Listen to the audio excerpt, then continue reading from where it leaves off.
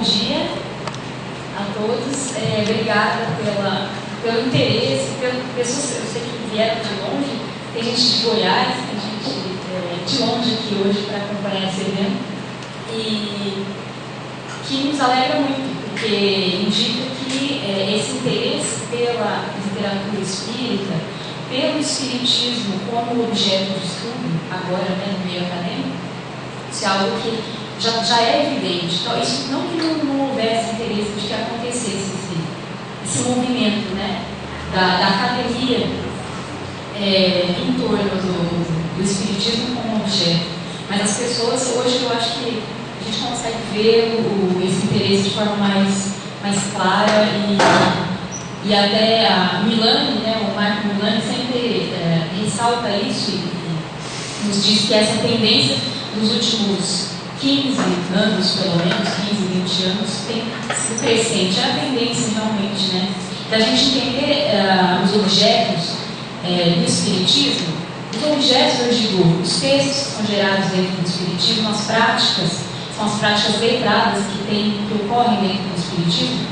Entender sobre outros pontos de vista que não apenas o da doutrina em si, da religião. Então, tomar um certo distanciamento e ver a relevância de cada tipo de objeto, de cada tipo de manifestação, que aí já o Bernardo Boy, por exemplo, que é antropólogo, estudou como manifestações culturais letradas, esse livro. Bom, o meu estudo, então, e aliás eu queria até explicar, esse título, assim, basicamente, é apenas uma forma de eu explicar quais conceitos me ajudaram, quais noções me ajudaram bastante a entender o caso das cartas psicografadas pelo médico Chico Xavier. Eu trato, então, eu acho melhor eu vir desse lado aqui, para dificultar para o nosso amigo câmera. Autoria, edição e verificação, uma análise semiótica das cartas de Chico Xavier. Isso. Acho que tem um antes. Isso. Bom, esse título, ele é basicamente uma referência, então, à minha pesquisa, as cartas de Chico Xavier, uma análise semiótica, a pesquisa que eu fiz no mestrado em Linguística, na Unesp de Araraquara, na Faculdade de Ciências e Letras, e no programa de mestrado em Linguística e Língua Portuguesa entre 2010 e 2012. Eu digo 2010 e 2012 porque oficialmente são essas as datas, mas eu iniciei a pesquisa um ano antes, ainda como aluno especial na pós-graduação, e uma pesquisa que nasceu de uma curiosidade minha, na época, ainda tentando entender uma coisa, um evento que me deixou um pouco abismada. Eu tomei contato com um recorte de jornal que se comentava sobre as cartas do Chico Xavier quando foram utilizadas em processos judiciais. Então, a AGE São Paulo, que é a Associação Jurídica Espírita do Estado de São Paulo, tinha sido recém-criada, isso foi em 2008, e eles estavam colocando em pauta a discussão de cartas, do uso de cartas psicografadas em processos judiciais, então na justiça, como meio de prova. Meio de prova é um termo jurídico que se refere a provas que são subjetivas ou provas que não são provas efetivas, provas tradicionais, mas são provas que permitem que o juiz as tome como de acordo com o juízo de valor que ele faz, de acordo com as referências dele, com as crenças, inclusive. O que me deixou espantada é que a gente sabe que é muito importante se manter uma instância como o direito, manter essa instância laica. Isso é muito importante. A laicidade, ela é uma evolução na sociedade. E isso é uma postura, eu falo por mim, só posso falar por mim. Eu acredito que a utilização de elementos que são uma esfera religiosa dentro do direito, isso não estou dizendo só para o espiritismo, eu estou dizendo para todo tipo de manifestação religiosa, crença, enfim, isso mais complicaria o direito do que facilitaria. Então, vejo os casos, na época, esses casos que me espantaram, quando eu fui pesquisar, eu descobri que eram 4 casos que envolviam cartas do Chico Xavier, aconteceram aí no final da década de 70, começo de 80, né? E esses 4 casos até então eram únicos no direito, na história do direito. O que é curioso é que essas cartas foram utilizadas para retirar, né, para interromper o processo, interromper o andamento, né, de processos em que havia acusação de assassinato, de homicídio. E nesses processos em que se anexavam essas cartas, as vítimas, os mortos, diziam então que as mortes tinham sido ocasionadas por razões acidentais. É um assunto longo, mas assim, enfim, só para eu resumir, porque eu me interessei. Inicialmente, o meu maior interesse sobre as cartas foi entender que elementos a gente tinha que permitiam que um juiz levasse em consideração esse tipo de material. Então, como é que o sentido acontecia no texto desse, né? Como eu podia, que elementos, né, me permitiriam dizer que a carta X é da autoria realmente, né,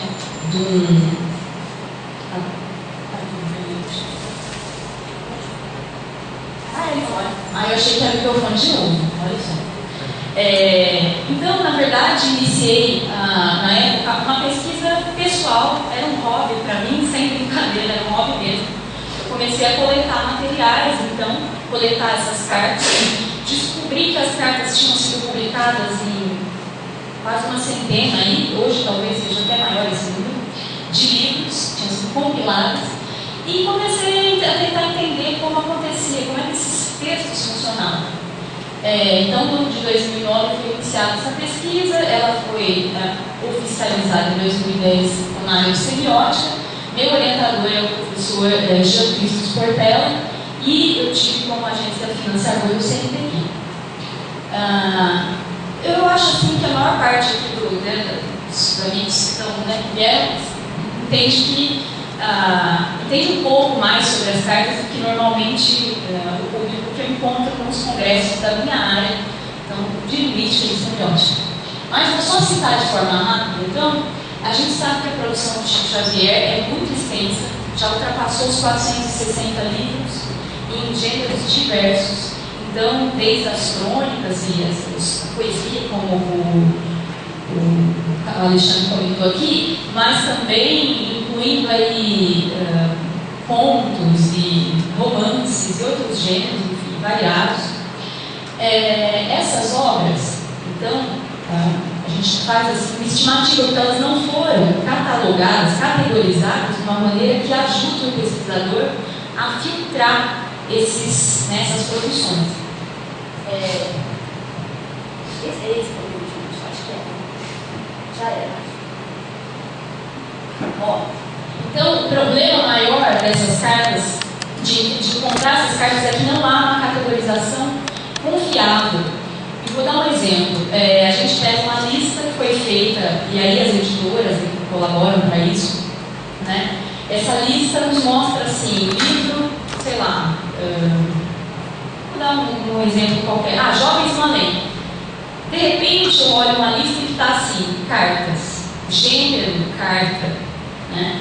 E em outra lista eu encontro assim, mensagens. Então eu me pauto o que para fazer uma triagem, para constituir um corpus de pesquisa?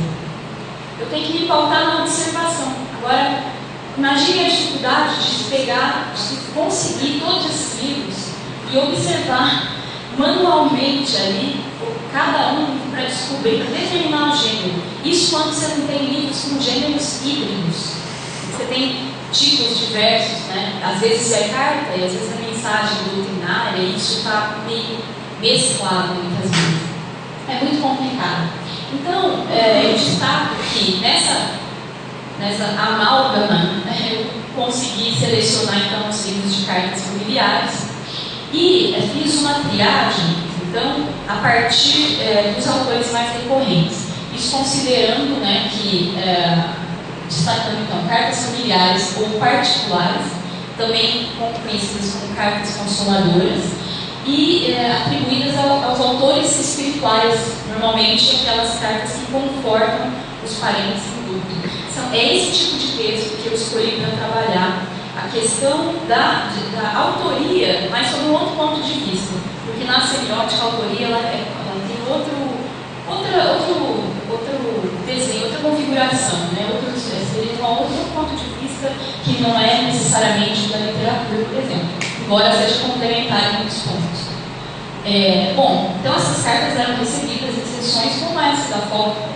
A gente tinha, por exemplo, além do médico, que a gente está vendo, né, a presença de auxiliares, a sessão de psicografia pública, ela é um tipo de prática bastante difundida e aqui no Uberaba mais ainda, né? Tanto é que a gente vê os médiums que atualmente eles exercem esse tipo de psicografia, a gente vê que eles adotam muitas vezes gestos, práticas, formas de fazer esse tipo de trabalho, muito baseado no que eles conheceram do Chico Xavier, no legado do Chico Xavier, né? Bom, pode isso ficar próximo. Então, o que eu fiz para tentar entender, eu assim, depois até vou colocar como referência, o livro que vocês podem encontrar todas essas informações, mesmo a própria dissertação que está disponibilizada aí gratuitamente. Tem muita informação aqui, gente, vamos tentar filtrar. Bom, eu resolvi escolher cartas que foram, né, então, recebidas, psicografadas, seja lá como for vocês preferirem, entre as décadas de 70 e 90.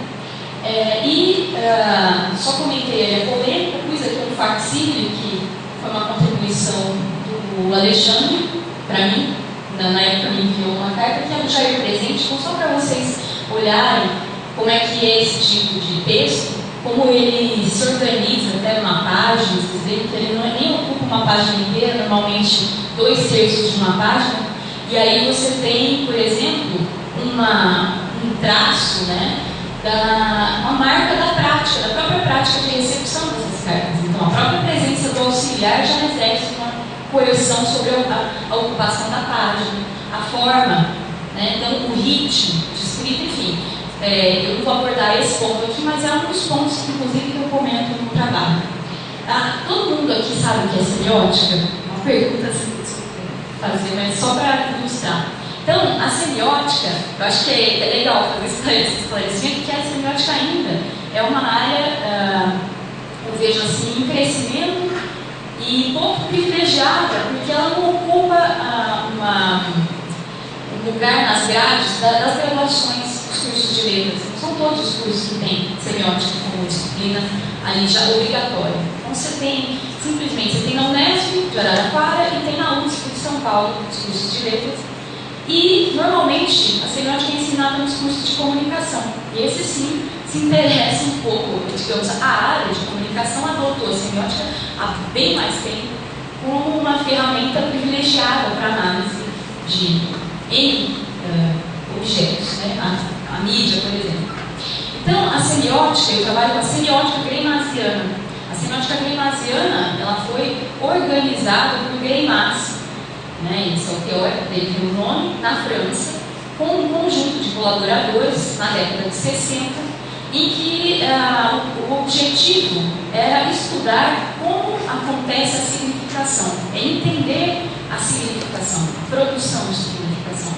Então, quando eu olho o texto, eu não vou olhar os aspectos, como, por exemplo, muitos dos aspectos que o Alexandre falou aqui hoje, a semiótica não entra, né, nessas questões, né, nesse mérito. Tem outras perguntas sobre o mesmo objeto. É até interessante porque as pesquisas que a gente está fazendo, né, no caso, atualmente, o Alexandre mesmo acabou de, recentemente terminou uma pesquisa sobre cartas, em que ele levou em consideração os aspectos da recepção, da obtenção de informação, que é algo complicado, né, da gente. Na semiótica eu não teria como necessariamente trabalhar isso da maneira como ele fez. Então, basicamente é isso. É uma ciência que estuda a significação. Tem por objeto privilegiado a significação. Não importa o tipo de texto, verbal, visual, tá? Então, vamos lá. Falar um pouquinho sobre as cartas, então, antes de enfim, meu corpus, então.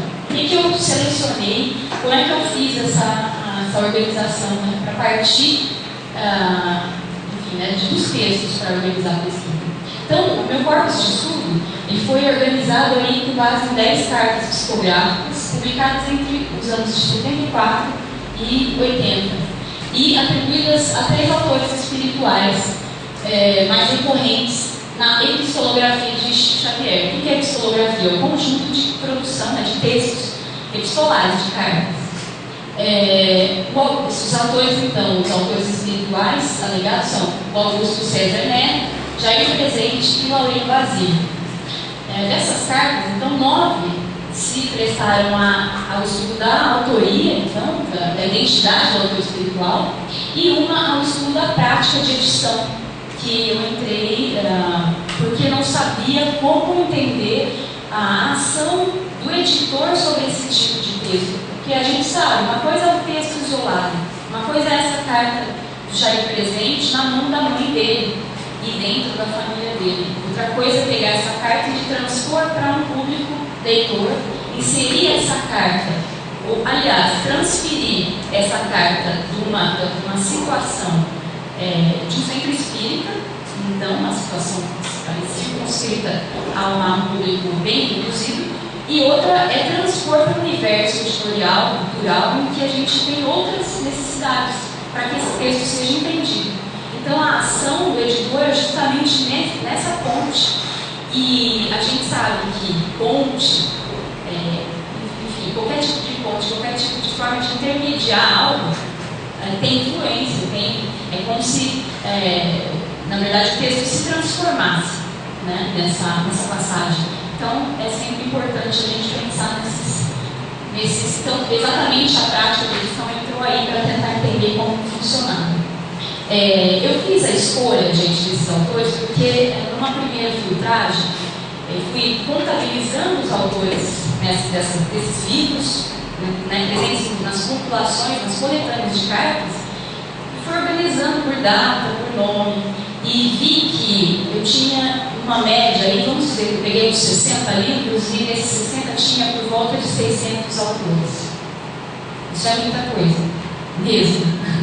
Então, a minha ideia foi pensar em como, então, entender as formas de identificação do autor. Então,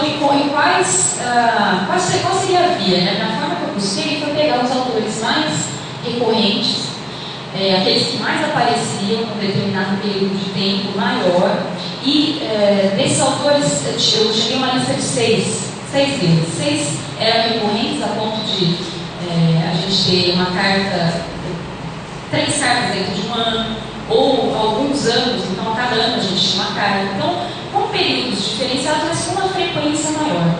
Então, alguns autores tinham 10 cartas, por exemplo, outro 9, outro. E aí havia uma variação, né, de número, mas havia uma frequência que me possibilitava dizer, bom, esse autor é mais recorrente. Desses 6 autores, 3 eram muito parecidos. E seria bastante fácil para mim, e eu reconheço isso, propor um trabalho, né, uma pesquisa de mestrado, em que eu pegasse 3 autores bem diferentes e dissesse, olha, então agora eu vou fazer um estudo em que eu mostro como o Chico Xavier conseguia estabelecer grandes diferenças entre cartas. Seria mais tranquilo, gente, eu concordo, mas não teria graça, né? E aí muitas perguntas da gente não seriam respondidas. A minha pergunta foi justamente querer, então, ir pelo caminho contrário, pegar esses 3 autores bem semelhantes, tão semelhantes que eles usavam gírias, usavam um vocabulário bastante próprio ali, bastante próprio, assim, em relação ao registro, né, o registro informal, na década de 70, todos jovens, todos de um estrato social semelhante, né, uma posição, até as causas, né, a causa da morte muito semelhante. Então, pensei, como é que eu posso entender, então, como é que eu posso atribuir a autoria de uma carta ao Jair Presente? Como é que eu posso dizer que é dele e não é por exemplo, do Laurino Basílio? Quais são as diferenças? Então, se eles são tão próximos assim. Então, era isso que eu queria entender. E, ao mesmo tempo, eu queria entender por que essas cartas, no conjunto, elas eram tão parecidas, de alguma forma. Porque, quando a gente começa a ler, começa lá, muitas começam, não necessariamente às vezes, mas, querida mãezinha. Tinha gente que acusava o Chico de fazer cartas assim, meio que, né, é como se houvesse uma fórmula, né? Então, eu queria entender como é que isso acontecia. Então, eu peguei esses livros, só um minutinho. As cartas, então, foram extraídas de Entre Duas Vidas, foi o primeiro livro, assim, de coletânea mesmo, né, de cartas dos anos 70. Jovens no Além, Somos Seis e Gaveta de Esperança. Então, esses livros, eles tinham cartas desses três autores. O meu objetivo, então, geral, foi compreender os processos de construção do ethos. E o ethos, o que é? Ele é uma imagem, uma identidade do enunciador nas cartas familiares escritas por Chico Xavier e atribuídas a autores espirituais, sobre a perspectiva da semiótica greimasiana. Os específicos são vários, mas entre eles, depois vocês podem me perguntar por terminologia, porque realmente é bem específico e eu não teria como excluir. Mas eu queria entender, então, quais eram os mecanismos enunciativos que organizavam, estavam envolvidos na construção dessa identidade do enunciador, identificar as imagens, ali está, ET é uma palavra, é o plural de ethos. Então, como é que, quais eram essas principais imagens e como elas se manifestavam nesse corpus escolhido? Observar se havia ou não coerência numa sequência, né, de cartas do mesmo autor e isso em intervalos diversos, e demonstrar como essa configuração semiótica, né, dessas cartas concorreria para caracterizar um tipo diferente, um tipo próprio de texto, muito diferente da carta comum. Porque a carta comum ela faz parte de uma outra prática, do sistema postal, não é? Então a gente tem outro funcionamento, porque o texto funciona de formas diferentes em cada instância, em cada esfera onde ele circular. Então então meus subsídios teóricos eu já comentei, então a semiótica greimasiana mais tradicional, standard, né, de Greimas, e os desenvolvimentos mais recentes, que a gente vê nos trabalhos do Fiorin, professor Fiorin da USP, Norma Ticini, e que eles abordam semioticamente os princípios da retórica. O ethos mesmo é um conceito retórico, né, da retórica. E Jacques Montagny, né, que tem essas obras do mesmo século, tem artigos recentes sobre as práticas semióticas, que depois, aliás, não depois, vou dizer agora, assim, a gente pode entender como formas, como exemplo, eu tenho a prática didática, uma sala de aula, isso é um tipo de prática, envolve certos procedimentos, tem um padrão, pode ser configurada, né?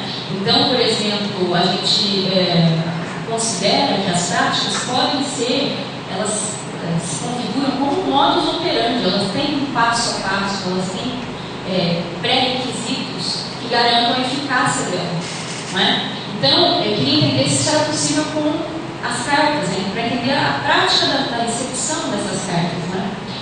Da produção. Pode ir. Então, procedimentos metodológicos. Então, esses são só os conceitos. E diferente das disciplinas, como o professor Jader comentou, né, diferente da psiquiatria e de outras, né, de outras disciplinas, a gente não tem como fazer experimentos. Seria bom fazer, né, mas a matéria que a gente tem é texto. Então, em variados formatos, mas é texto. Então, para analisar texto, você precisa de conceitos que são operatórios. Então, me permitem observar, analisar aquele discurso que é palpável porque é materializado em formas que eu consigo identificar. Então, por exemplo, aqui eu peguei o conceito de práticas semióticas, peguei o de contrato fiduciário, que é isso que o Alexandre comentou aqui hoje, esse contrato de confiança que existe. Aí eu não vou falar de autor para leitor, mas vou falar de enunciador para enunciatário. Aquele que enuncia e aquele que recebe esse texto. Né? E são outras são outras terminologias, mas são instâncias diferentes, né, da mesma noção. Também os conceitos de presença e relações entre ethos e estilo, porque são dois conceitos muito próximos ali, que são realmente em direta relação. Essas noções, então, elas me ajudaram a fazer essa análise e a partir do que eu percebi nas cartas iniciais. Nas primeiras cartas que eu fui analisando, então, esses conceitos surgiram como relevantes para eu poder entender como esses textos funcionavam. Me ajudaram a entender quais eram as estratégias que eu precisava para analisar esse conjunto de cartas. Aí vocês podem perguntar, bom, mas esse conjunto não é muito pequeno? São só 10 cartas?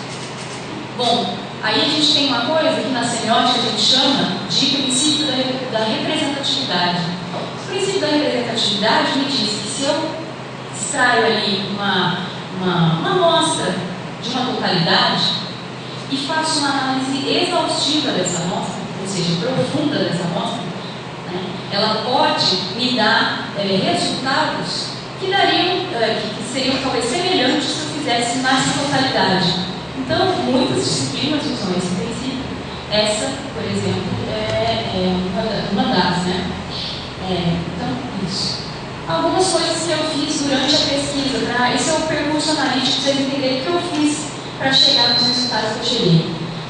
Primeiro, como eu queria, isso pensando, eu queria entender como funcionavam esses textos, pensei em entender a carta como objeto semiótico, ou seja, entender que essa carta ela era estruturada dentro de uma prática, que tinha formas próprias de acontecer.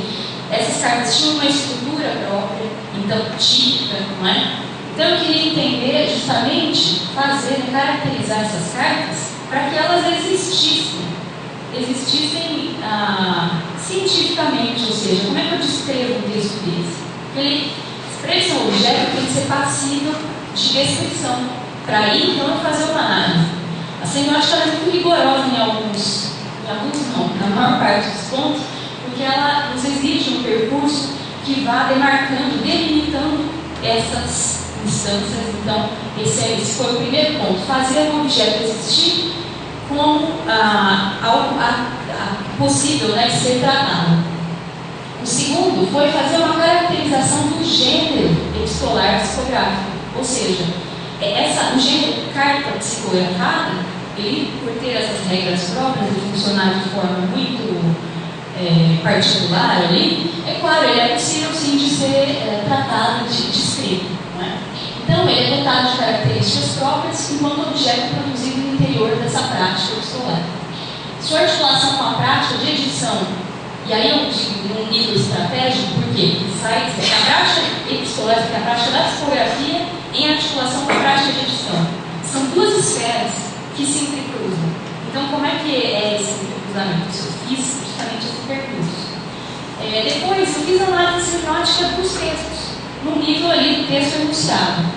Claro que, levando em consideração, não só o que o texto me dá, porque é claro, para a compreensão desse texto, o texto em si me dá os elementos, mas eu também tenho os elementos extra-textuais que me ajudam, né, a entender. Tem uma situação semiótica que extrapola o texto. Então, o texto, por exemplo, ele pode gerar sentido em vários níveis. Desde aí a gente tem, por exemplo, cada nível é um nível de enunciação. Até, talvez dá para estabelecer alguma relação com o que o Alexandre comentou desse espaço de enunciação. Na verdade, talvez possam ser até entendidos como níveis de enunciação, né? Então, nessa análise, eu pude constatar, então, que o texto ele é caracterizado por um ethos, uma imagem dual, ambígua e coerente com os valores que permeiam a prática da psicografia epistolar, com os valores espíritas. Então, depois vou mostrar como isso aparece. A noção de ethos, que, conforme eu tratei, e aí, como eu estou aqui falando para bastante gente que está, né, nas letras, então eu vou só definir algumas coisas. Ticine, ela resume da seguinte maneira: estilo é ethos. Estilo entendido como essa imagem e como recorrência. Veja, estilo é ethos, uma vez que construir um estilo na enunciação é dar um corpo a uma totalidade discursiva. Eu já decorei porque, né? um corpo a uma totalidade. Eu cortei, que era longa a citação. E a geração de um efeito de sentido de identidade, dada pela coerência das recorrências, em uma totalidade discursiva, toma a forma de uma imagem de enunciador, um ethos que pode ser discursivamente aprendida e reconstruída. Veja que a todo tempo eu tenho ethos como recorrência, como repetição de marcadores, de marcas que são discursivas, são textuais. A veredicção é justamente a produção de efeitos de verdade. E aí, como é que funciona isso? Eu vou ler e comentar. Ela é entendida, então, sob a perspectiva weimariana, como um dizer verdadeiro e não como uma verdade referencial. É totalmente diferente, não é? A veredicção é um efeito de sentido de verdade, um parecer verdadeiro, produzido pelo sujeito de enunciação. Quando eu digo sujeito de enunciação, e aí eu falo dos textos, é um sujeito textual, não estou falando do sujeito ser humano, não. É um sujeito do texto, né? É um simulacro. A manipulação do enunciatário, aquele que recebe o texto, pelo enunciador, que emprega recursos geradores de verossimilhança, né, no discurso, e a qual se aceita pelo enunciatário como verdadeiro, ou seja, existe uma adesão que estabelece um acordo tácito, ou seja, um acordo de confiança ali, né, entre eles, que é chamado de contrato de veredicção ou contrato fiduciário. Então, essa confiança, ela é justamente da aceitação dessas verdades do texto. E isso é uma relação, aí é explicitada de uma forma bem... Eu não sei se vocês pus muita informação no mesmo slide, mas iremos para o próximo que vai ficar mais claro. E aí, vocês já viram aqui duas noções. A de ethos, né, em relação ao estilo, e entendendo que o ethos é o estilo. Há uma equivalência aí, né? E também a veredicção. Ou seja, eu vou dizer que veredicção só existe no texto psicografado, no texto ficcional? Não, a veredicção ela é esse fazer parecer verdadeiro em todo tipo de texto. Então é muito importante que se diga, né? Para a noção de autoria, é muito esclarecedor a gente pensar, então, que o efeito de sentido de identidade, dado pela coerência das recorrências, ou seja, do estilo, em uma totalidade discursiva, resulta numa imagem, num ethos, num simulacro, né, de autor, que pode ser discursivamente apreendida e reconstruída. Então, perceberam a diferença de caminhos, então, são percursos diferentes para entender o mesmo objeto que a gente está tendo hoje, né? Por estabelecer uma previsibilidade do dizer, que é justamente a expectativa que eu fui comentado aqui hoje, né? A observação dos procedimentos na construção do discurso, das recorrências, do modo de utilizar figuras e termos, as relações axiológicas são as relações de valor, são os valores que esse texto utiliza.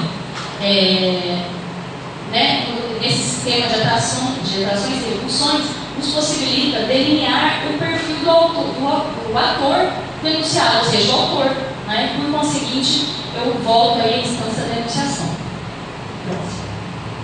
Ou seja, gente, a relação, basicamente, a autoria está em estrita relação com aqueles outros conceitos que eu já comentei aqui. É propriamente essa imagem que se cria a partir das recorrências mesmo.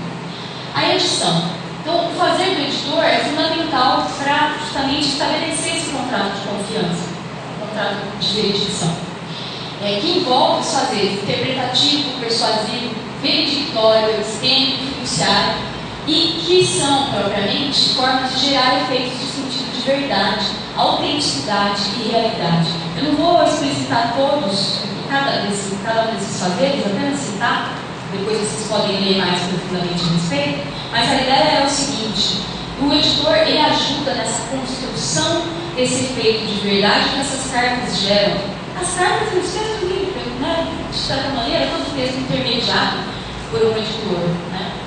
E por quê, né? Exatamente porque ele nos ajuda a entender esse objeto, adicionando informações, adicionando às vezes provas documentais, recortes de jornal, documentos, né, facsímiles de documentos, entre outros, comentários, notas que ele faz, notas de rodapé, enfim, todo tipo de referência que ajuda a gente a reconstruir aquela instância lá da enunciação, ou seja, para entender quem é o tio Carlinhos, quem é o vô, não sei o quê, enfim, né? Mas, na verdade, eu vou entender quem são aqueles que são citados, mas vou, além de contextualizar aquilo que seria a situação do centro ali, onde a pessoa recebeu essa carta lá em mais fácil, né? Lá em mais, esses dados estão ali, estão compartilhados, mas também dão uma interpretação diferente para esse texto e também direcionam o nosso olhar para a leitura desse tipo de texto. É totalmente diferente ler um texto, simplesmente ler aquele depois comentado já pelo editor. Então, o discurso editorial nas coletâneas de cartas discográficas não se restringe à capa, contra-capa e orelhas dos livros, como normalmente a gente vê, né, por aí, mas toma lugar junto aos textos enunciados e seu miolo ao longo de toda a obra, em uma espécie de texto paralelo, sem qual as cartas pareceriam demasiadamente vagas para o público leitor. Vejam que é bastante importante, tem um texto ali que a todo tempo conversa, dialoga com aquelas cartas. Então, ora comentando o sentido de determinados trechos, ora completando-os, né, com informações materiais. Materiais pode ser fotos, documentos que você tem, né? Que seriam inacessíveis de outra maneira ao leitor. O editor constitui-se como um terceiro habitante, um sujeito observador e julgador, que imprime o seu olhar, os seus valores, né, ao texto, direcionando por consequência o olhar do leitor sobre a obra e assim restringindo as suas possibilidades interpretativas para o texto. Aí, restringindo pelo seguinte sentido, que a gente pode pegar um texto, entender esse texto de uma forma, entender esse conteúdo, mas as inferências que eu faço a partir da minha leitura, elas têm caminhos que respeitam o que aquele texto me propõe. Aquilo que eu tenho como material. A ação do editor é justamente adicionar mais referências e mais materiais àquele texto, não é? Então, assim, ao mobilizar recursos de edição, que no caso são a comprovação documental, entre outros, que conferem os efeitos de verdade, realidade e autenticidade aos textos, o editor desempenha um fazer interpretativo e persuasivo. Com a agregação de elementos de forte caráter veredictório, o editor enunciador leva o leitor enunciatário a aderir ao contrato fiduciário por meio de um creio. É um fazer crer e um fazer também, porque numa instância prática, eu, de certo modo, ajudo a manipular esse sujeito. E aí a manipulação, gente, ela é entendida como uma dessas formas do fazer do editor. A manipulação qual é? É que eu leia, na instância prática é o seguinte, que eu leia o livro, que eu tenha uma adesão a esse discurso desse editor e que de repente eu me torne até espírita ao final. Ou se eu me torne espírita, que eu passe a crer nos valores da doutrina espírita. E isso, gente, ninguém planeja quando escreve um livro fazer isso. Olha, você é editor porque eu quero converter alguém. A gente sabe que não é assim que acontece, mas não é esse pensamento, mas o mecanismo, esse passo a passo nos leva a ter como resultado a adesão de muitas pessoas que de repente, sei lá, perderam um ente querido, buscaram algum conforto e aí de repente se depararam com um livro ali e se sentiram interessados, né, em compartilhar esses valores da doutrina espírita. Do discurso espírita, né, na verdade. Então, vamos para o próximo, que aí eu já vou falar como é que eu fiz, a partir desses conceitos aí, a análise da construção dos ET, né, desses ethos manifestados na psicografia de Chico Xavier. Então, para chegar a uma diferenciação entre as possíveis imagens de enunciador, então essas diferenças entre os autores espirituais, presentes nas cartas de Chico Xavier, observamos as recorrências, as seguintes recorrências. Nas formas de utilização de temas e figuras, nas relações, então, dos valores, né, as relações axiológicas existentes, nos programas narrativos estabelecidos, ou seja, as buscas de cada autor espiritual tinha suas buscas próprias, ou seja, queria conseguir vencer o espaço que o separava da mãe, ele desencarnado, a mãe encarnada. Então, a busca justamente de uma conjunção com aquele ser amado, com aquele ser querido. Então, o outro já buscava o quê? Superar, buscava, evoluir, trabalhar. E aí você tem, que aí no caso do Jair presente é muito marcante, sempre cartas que colocam isso. Estou aprendendo, estou buscando, E aí ele faz ele vai narrando o percurso dele em busca desse objeto, que é o saber. Essa conjunção dele com esse saber do plano em que ele está, da situação nova, em que ele se encontra. Os registros empregados nas salas, deles, ou seja, formal, registro formal ou informal, no caso eram todos informais. Aí eu digo informais como predominância. No geral, a gente percebe isso como traço do autor. Isso para distinção. No estilo utilizado, poético ou não poético, havia então essas diferenciações. Uns eram mais, outros menos. No tipo de discurso predominante, doutrinário ou epistolar, porque o discurso não é uniforme. Não pega um texto e tem ele ali todo. O texto vai só numa direção. Não, ele aponta para outras direções. E quando ele muda de registro, muda de estilo, muda de. Enfim, cada mudança imprime novas significações, gera novas significações. Então, os traços recorrentes que poderiam caracterizar cada autor espiritual ao longo das cartas são as paixões que os mobilizam, essas buscas de cada um. E seus registros de fala, formal e informal, que a gente vê predominantemente essas recorrências. As buscas mais do que tudo, porque são essas aspirações que diferenciam eles muito bem e que se mantêm bastante coerentes ao longo de uma sequência de cartas. Pronto. Então, resultados. A análise do corpus demonstrou a presença de oscilações entre registros, estilos e discursos que ocorrem dentro de uma mesma carta. O efeito, isso assim, pegando o texto, olhando apenas para uma carta, acontece isso. E olhando a sequência, isso se mantém. Tá? O efeito de sentido gerado a partir dessa alternância parece fazer com que se projetem duas imagens de anunciador, duas identidades que se revezam na tarefa de comunicar. E se revezam por quê? Então, só o exemplo que eu vou ler então. O Augusto César, vou mostrar, são dois trechos de uma mesmíssima carta. Não estão muito distantes, praticamente em parágrafos ali alternados. Dizer, sou eu mesmo, seu Augusto. Para servir só? Não. Para dizer que amo você, mãezinha, cada vez mais.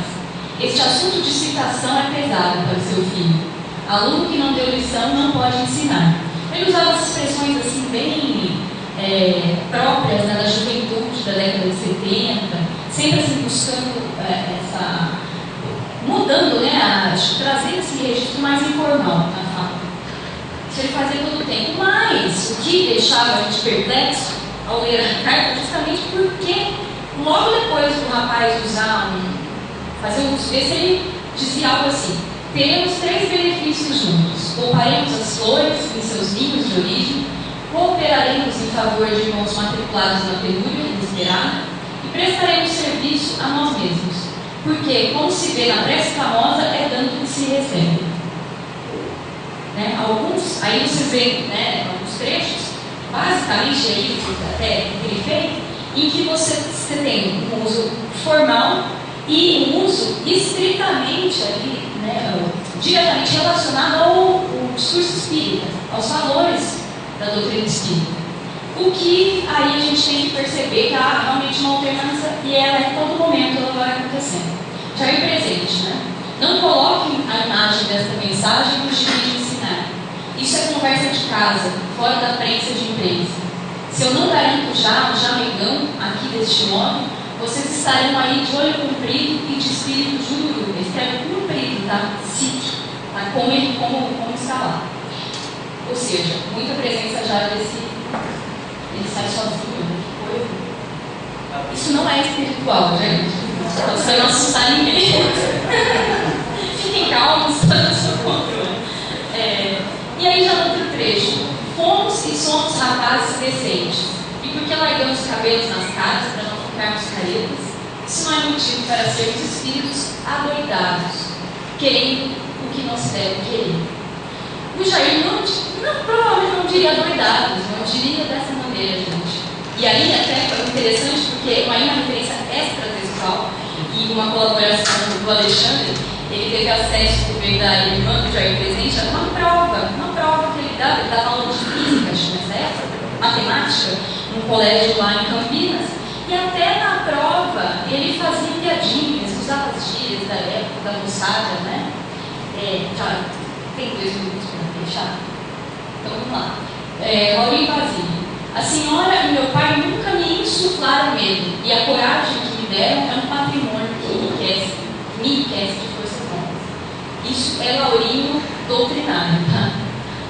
E a outra, quanto ao mais, vamos tocando o barco, e que Deus nos abençoe. Termino dizendo, querida barata, a senhora é o mais precioso barato do mundo. Tinha uns trocadilhos com as gírias, ou seja, então é possível apontar a existência não de vários, mas de um ethos dual, marcado pela sobreposição do ethos doutrinário, vinculado à imagem do médium e da doutrina em si, né?